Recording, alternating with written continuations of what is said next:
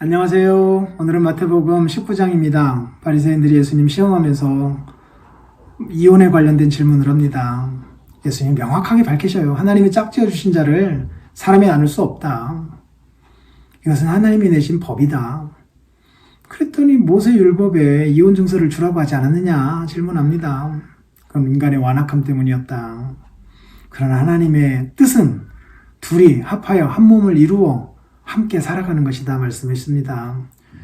율법의 참 정신을 주께서 가르쳐주고 계신다라고 하는 것 다시 한번 생각하게 되고요.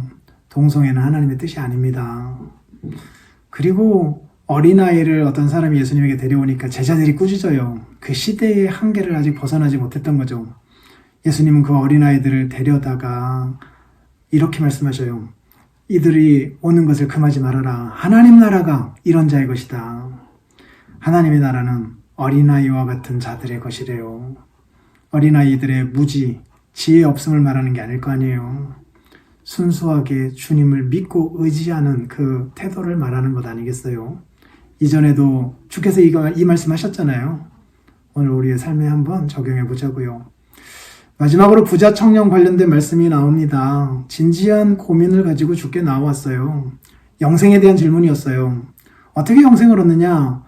선한 일을 해야 영생을 얻는다라고 생각했습니다. 주께 질문하자 주께서 그럼 율법을 지켜라. 십계명을 지켜라 말씀하셨죠. 다 지켰습니다. 부족한 게 뭡니까? 라고 반문합니다. 그러자 예수님이 가지고 있는 소유를 팔아다가 가난한 사람들에게 나눠주어라. 그러면 하늘에 상이 있을 것이다. 그리고 나서 나를 따르라 하셨더니 이 부자 청년이 근심이 가득한 채 돌아갑니다. 그리고 예수님이 말씀하시죠. 부자는 천국에 들어가기가 어렵다. 심지어 낙타가 바늘기 들어가는 것이 부자가 천국에 들어가는 것보다 쉽다. 그랬더니 제자들이 놀라면서 말씀하잖아요. 그러면 누가 구원을 받을 수 있겠습니까? 예수님이 그 질문에 어느 정도 수긍하시면서 맞다. 사람으로서는 할 수가 없다. 그러나 하나님은 하실 수 있다. 복음으로 이 재물의 집착의 문제를 해결할 수 있다라고 하는 사실을 가르쳐주고 있습니다. 여러분, 성경은 무소유를 주장하지 않거든요. 권장하지도 않습니다. 모든 것들을 다 주님을 위하여 헌신하고 희생하고 아무것도 가지지 못한 채 가난하게 살아라고 말하고 있지도 않아요. 성경 안에서 하나님께 인정받았던 부자들 많습니다. 교회 역사도 많고요. 그들 다 하늘나라에서 우리들이 보게 될 거예요. 그런데 왜 오늘 부자는 천국에 못 들어간다라고 이렇게 말씀하고 계실까?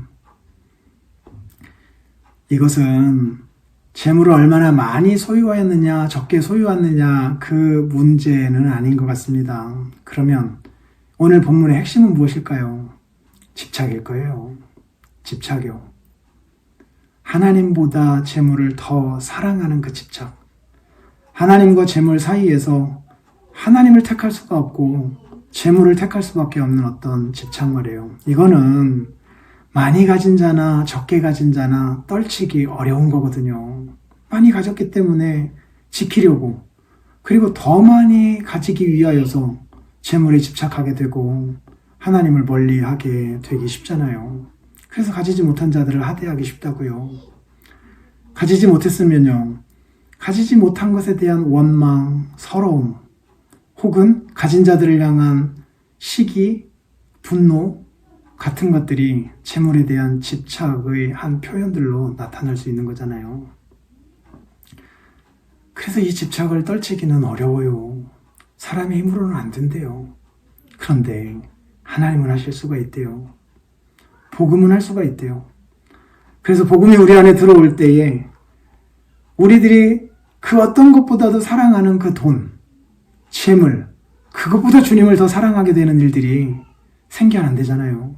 사람으로서는 떨쳐낼 수 없는 그것, 가진 자이든 가지지 못한 자이든 이 부자의 속성, 우리 안에 누구에게나 있는 것, 그것을 복음이 떨쳐낼 수 있게 한다잖아요.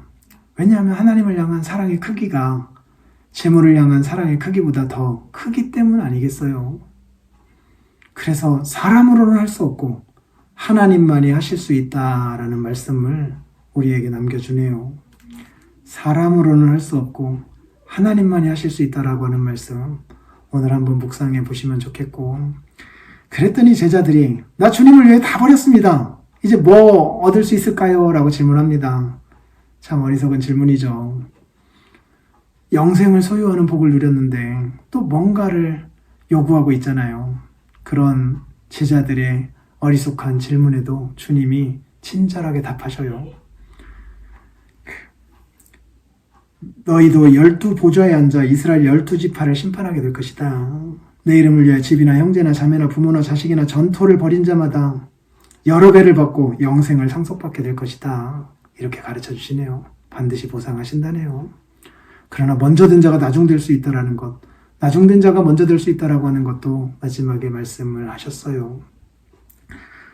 우리 안에 떨치기 어려운 이 집착의 문제, 재물에 대한 집착의 문제 한번 진지하게 생각하게 만들어 주셨고, 하나님을 향한 사랑과 재물에 대한 집착, 그 사이에 어느 길을 걸을 것이냐 주께서 말씀하시네요. 한번 돌아보면서 하루를 살아가 보자고요. 내일 뵙겠습니다.